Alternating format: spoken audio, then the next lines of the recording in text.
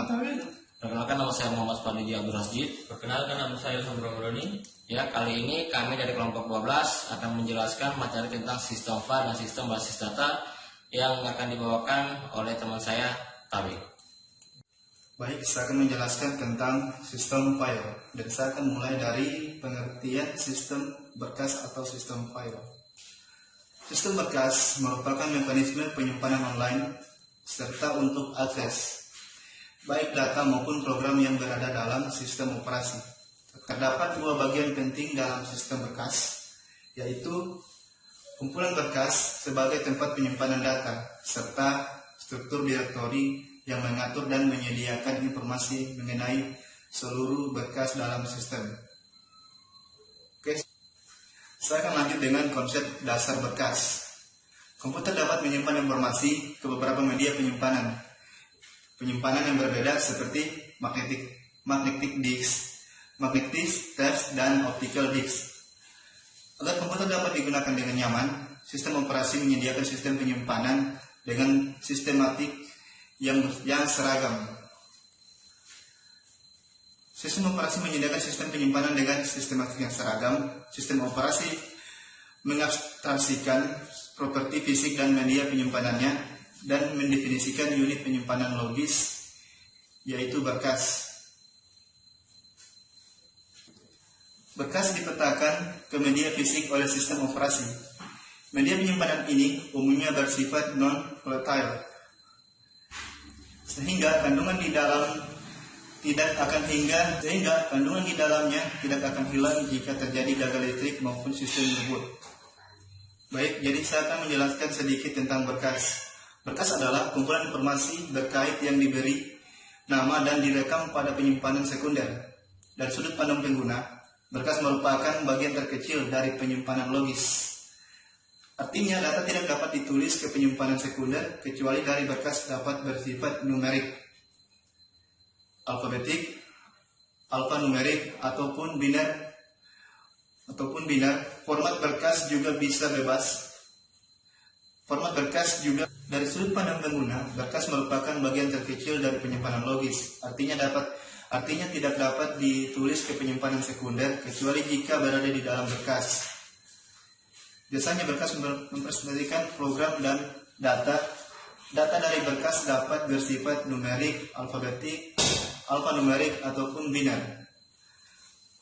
Format berkas juga bisa bebas, misalnya berkas teks atau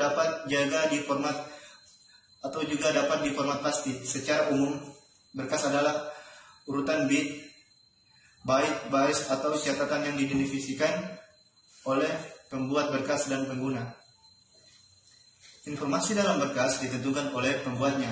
Ada banyak beragam jenis informasi yang dapat disimpan dalam berkas. Hal ini disebabkan oleh struktur tertentu yang dimiliki oleh berkas sesuai dengan jenisnya masing-masing.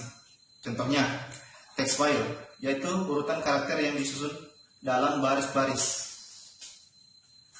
Terus yang kedua, source file, yaitu urutan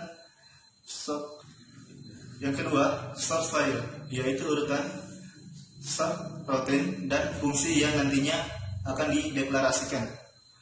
Yang ketiga, object file, merupakan urutan byte yang diatur ke dalam blok-blok yang dikenali oleh linker dari sistem. Terus yang terakhir, external file adalah rangkaian kode session yang dapat dibawa loader ke dalam memori dan dieksekusi. Lanjut, atribut pada berkas. Berkas diberi nama untuk penyimpanan, untuk kenyamanan bagi pengguna, dan untuk cuaca bagi data yang terkandung di dalamnya. Nama berkas biasanya merupakan string atau karakter. Beberapa sistem membedakan penggunaan huruf besar dan kecil dalam penamaan sebuah berkas.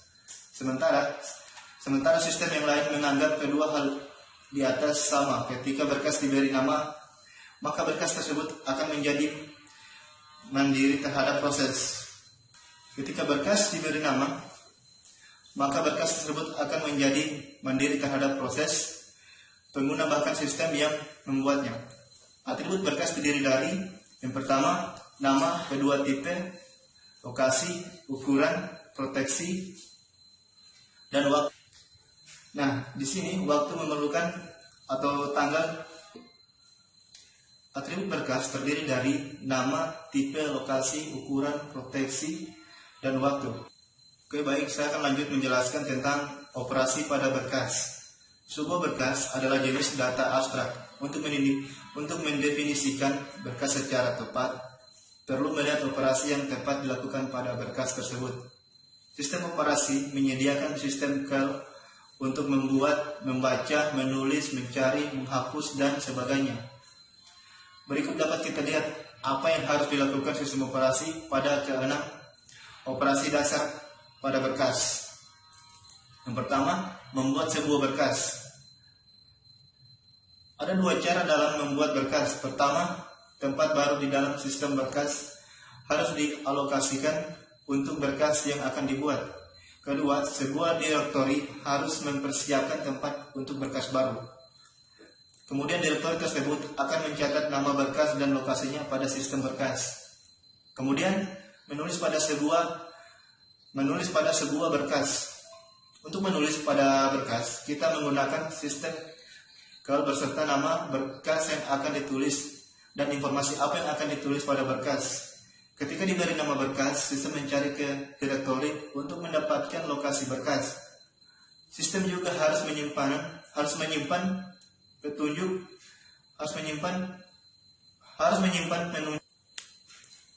Sistem juga harus menyimpan penunjuk tulis pada berkas di mana penulisan berikut akan ditempatkan. Petunjuk tulis harus diperbarui setiap terjadi penulisan pada berkas.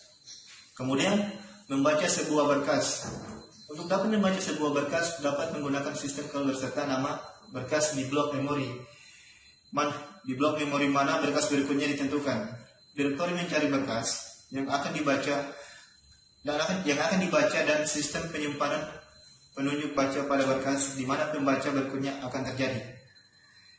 Ketika pembacaan dimulai, penunjuk harus memperbarui sehingga secara umum satu berkas ketika sedang membaca atau ditulis. Kebanyakan sistem hanya mempunyai satu petunjuk. Suatu berkas ketika sedang dibaca atau ditulis, kebanyakan sistem hanya mempunyai satu penunjuk. Baca dan tulis menggunakan penunjuk yang sama. Hal ini menghemat tempat dan mengurangi kompleksitas sistem. Kemudian menempatkan kembali sebuah berkas.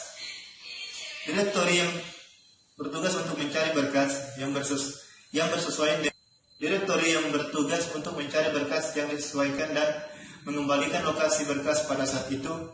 Menempatkan berkas tidak perlu melibatkan proses input atau output. Operasi ini sering disebut pencarian berkas. Kemudian menghapus sebuah berkas. Untuk menghapus berkas, perlu dicari berkas tersebut di dalam direktori. Setelah ditemukan, dapat dibebaskan tempat yang dipakai berkas tersebut, sehingga dapat digunakan oleh berkas lain, dan menghapus tempatnya di direktori. Kemudian memendekkan berkas. Ada suatu keadaan di mana pengguna menginginkan atribut dari berkas tetap sama tetapi ingin menghapus isi dari berkas tersebut. Fungsi ini mengizinkan semua atribut tetap sama tetapi panjang berkas menjadi 0. Hanya ini lebih baik daripada memaksa pengguna untuk menghapus berkas dan membuatnya lagi. Beberapa informasi yang terkait dengan pembuatan berkas yaitu penunjuk berkas, menghitung berkas yang terbuka, lokasi berkas pada disk.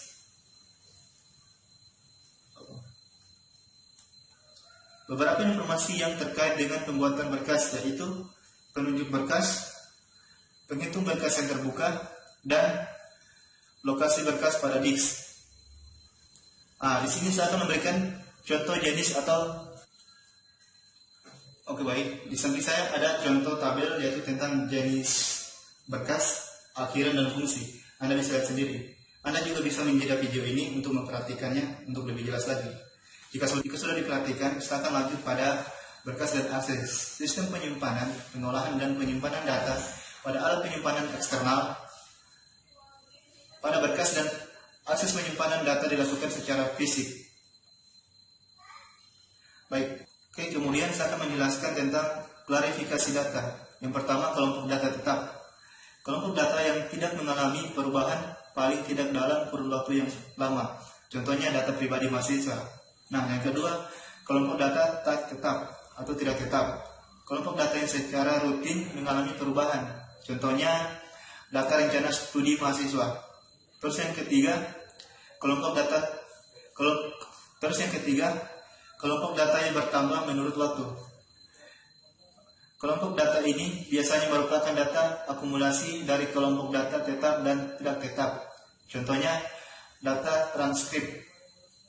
Oke, dan yang terakhir yang saya jelaskan yaitu baik, karena dari saya akan menjelaskan sedikit beberapa tentang klasifikasi file, yaitu ada 9 klasifikasi file, yaitu master file, transaction file, report file, work file, program file, text file, dump file, library file, dan terakhir history file.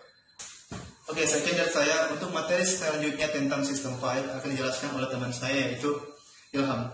Saya Ilham dan saya ingin melanjutkan materi dari teman saya. Saya menjelaskan materi master file adalah yang berisi data yang relatif tetap. Ada 2 jenis master file. 1. Referensi master file, file yang berisi rekod yang tak berubah atau jarang berubah. Dynamic master file, file yang berisi records yang terus-menerus berubah dalam kurun waktu tertentu dan berdasarkan suatu peristiwa transaksi. Transaction file adalah file yang berisi records yang memperbarui atau mengupdate records yang ada pada master file. Mengupdate dapat merubah penambahan records, penghapusan, dan perbaikan records.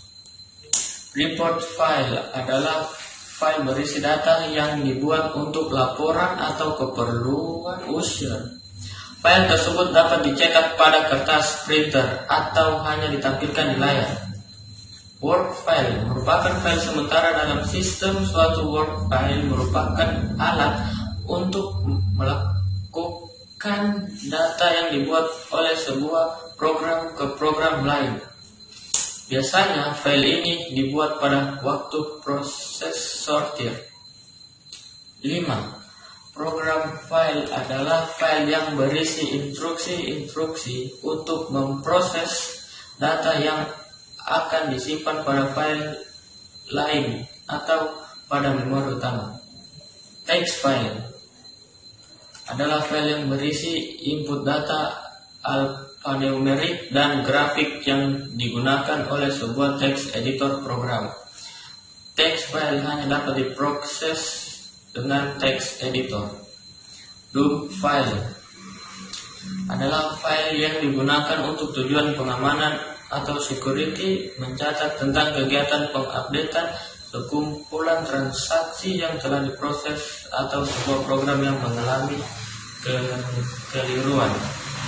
Library file adalah yang digunakan untuk penyimpanan program aplikasi, program utilitas, atau program lainnya. History file ini merupakan tempat akumulasi dari hasil pemrosesan master file dan transaction file. File ini berisi data yang selalu bertambah sehingga file ini terus berkembang sesuai dengan kegiatan yang terjadi.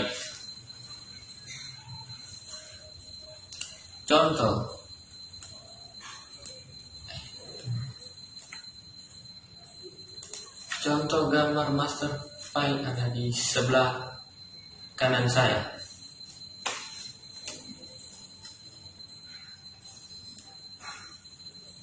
Model access file ada 3, yaitu 1 input, 2 output, 3 input atau output. Input file adalah yang hanya dapat dibaca dengan program. 2. Output file adalah yang hanya dapat ditulis oleh sebuah program atau file yang dibuat dengan program. Input atau output file adalah file yang dapat dibaca dan ditulis selama eksekusi program. Ya, di sebelah saya ada tabel tentang sistem flow diagram. Organisasi file adalah suatu teknik atau cara yang digunakan menyatakan dan menyimpan records dalam sebuah file. Ada 4 teknik dasar organisasi file, yaitu sequential, relative, index, sequential, multi-key. Secara umum, keempat teknik dasar tersebut berbeda dalam cara pengaksesannya, yaitu direct access, 2. Sequential access. Direct access adalah suatu cara pengaksesan record yang langsung tanpa mengakses seluruh record yang ada. 2. Sequential access adalah suatu cara pengaksesan record yang didahului pengaksesan record di depannya. Faktor-faktor yang mempengaruhi dalam proses pemilihan organisasi file. Karakteristik dari media penyimpanan yang digunakan. 2. Volume, frekuensi dari transaksi yang diproses. 3. Respon time yang diperlukan. Cara memilih organisasi file tidak terlepas dari 2 aspek utama, yaitu model penggunaannya dan model operasi file. Menurut penggunaannya ada 2 cara, yaitu 1. Batch dan 2. Interaktif. Batch suatu proses yang dilakukan secara grup atau kelompok. Interaktif suatu proses yang dilakukan secara satu persatu, yaitu records demi records. Menurut operasi file ada 4 cara. 1. Creation, membuat struktur file lebih dahulu menentukan banyak records baru, kemudian records dimuat ke dalam file tersebut. 2. Membuat file dengan cara merekam records demi records. 2. Update, untuk menjaga agar file tetap up to date. Insert atau add, modification, deletion. 3. Retrieval, pengaksesan sebuah file dengan tujuan untuk mendapat informasi inquiry, volume data rendah, dan model proses interaktif. 4. Maintenance, perubahan yang dibuat terhadap file dengan tujuan memperbaiki penampilan program dalam mengakses file tersebut. Restructuring, perubahan struktur file, misalnya panjang file diubah, penambahan file baru, panjang records dirubah. Reorganization, perubahan organisasi file dari organisasi satu menjadi organisasi file yang lainnya, misalnya dari organisasi file sequential menjadi indeks sequential. Materi tentang sistem file, dan selanjutnya dilanjutkan teman saya bernama Fadli, materi tentang sistem basis data. Saya akan melanjutkan materi tentang sistem basis data yang akan saya mulai dengan pengantar basis data. Basis data menyediakan fasilitas atau memudahkan dalam produksi informasi yang digunakan oleh pemakai, pendukung, pengambilan keputusan. Hal inilah yang menjadikan alasan dari pengguna teknologi basis data pada saat sekarang dunia bisnis. Berikut ini contoh penggunaan aplikasi database dalam dunia bisnis. Pertama, bank. Pengelolaan data nasabah, akunting, semua transaksi perbankan. Kedua, bandara. Pengelolaan data reservasi dan penjadwalan. Kedua, universitas. Pengelolaan pendaftaran dan alumni. Keempat, penjualan. Pengelolaan data customer, produk, dan penjualan. Kelima, pabrik. Pengelolaan data produksi, persediaan barang, dan pemesanan agen. Keenam, kepegawaian. Pengelolaan data karyawan, gaji, dan pajak. Terakhir, ketujuh, telekomunikasi. Pengelolaan data tagihan, jumlah, dan pulsa. Contoh dari itu semua seperti gambar di samping. Sebelumnya, sistem digunakan untuk mengatasi semua permasalahan bisnis menggunakan pengelolaan data secara tradisional dengan cara menyimpan rekod-rekod atau rekaman-rekaman pada file-file yang terpisah, yang disebut juga dengan sistem pemrosesan file. di mana masing-masing file diperuntukkan hanya untuk satu program aplikasi saja. Kelemahan dari sistem pemrosesan file ini antara lain: satu, timbulnya data rangkap, recovery data yang tidak konsistenan data. Kedua, kesukaran dalam mengakses data. Ketiga, data terisolir. Dan terakhir, keempat, masalah pengamanan. Berarti pengamanannya tidak aman. Sistem database. Seiring dengan menjalannya waktu, lambat laun sistem pemrosesan file mulai ditinggalkan karena masih bersifat manual, yang kemudian dikembangkan sistem pemrosesan dengan pendekatan database seperti gambar samping ini.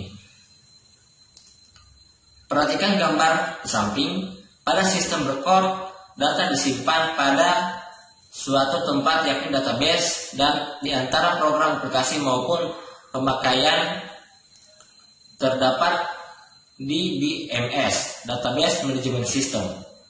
Konsep dasar bisnis data adalah representasi fakta dunia nyata yang mewakili suatu objek seperti manusia, barang, hewan, peristiwa, konsep, keadaan, dan sebagainya, yang direkam dalam satu angka, huruf, simbol, teks, gambar, bunyi, dan kombinasi. Basis data adalah sekumpulan data yang terintegrasi yang diorganisasikan untuk memenuhi kebutuhan para pemakai dalam suatu organisasi. Di BSM atau Database Management System adalah perangkat lunak yang menangani semua mengakseskan ke database. Sistem basis data terdiri dari basis data, dan di BSM seperti gambar samping contohnya. Istilah-istilah dasar dalam basis data yaitu pertama enterprise, entitas, atribut, nilai data, kunci elemen data, rekod data atau rekaman. Keuntungan dari sistem basis data adalah: pertama, terkontrolnya kerangkapan data. Kedua, terpeliharanya keselarasan data. Ketiga, dapat dipakai secara bersama, berarti bisa di-share. Kelima, dapat diterapkan standarisasi. Keenam, keamanan data terjamin. Ketujuh, terpeliharanya integrasi data. Kedelapan, terpeliharanya keseimbangan antara kebutuhan data yang berbeda dalam setiap aplikasi. Dan terakhir, kedelapan, data independence atau kemandirian data.